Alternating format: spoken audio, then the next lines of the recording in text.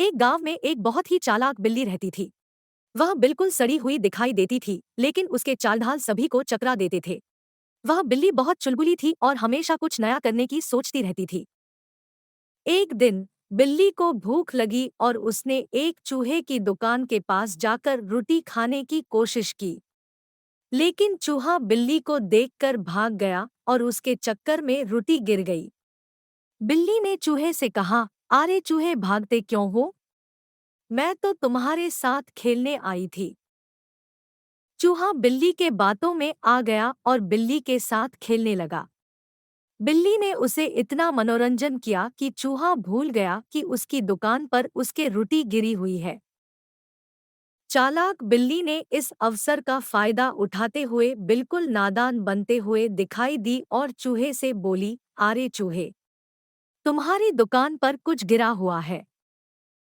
चूहा तुरंत अपनी दुकान की तरफ भागा और देखा, उसके साथ खेलने वाली बिल्ली उसकी रोटी चुरा ले गई है। चूहा बहुत रोया और बिल्ली को धोखा देने पर खींचाखींची करने लगा। बिल्ली बड़ी मासूमियत से चूहे को देख रही थी। फिर वह चूहे के पास गई और कहा, अब तक क्यों रो रहे थे? रोटी तो लौटा दी ना। अब हम फिर से मिलकर खेलेंगे।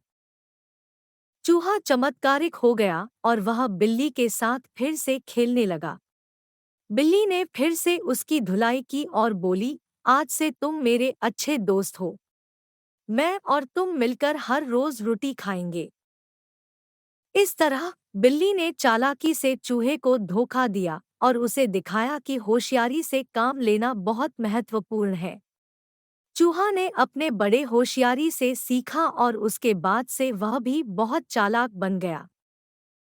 यह कहानी हमें यह सिखाती है कि हमें अपनी धूर्तता और होशियारी का उपयोग सही समय पर करना चाहिए और दूसरों के साथ सच्ची मित्रता बनाए रखनी चाहिए।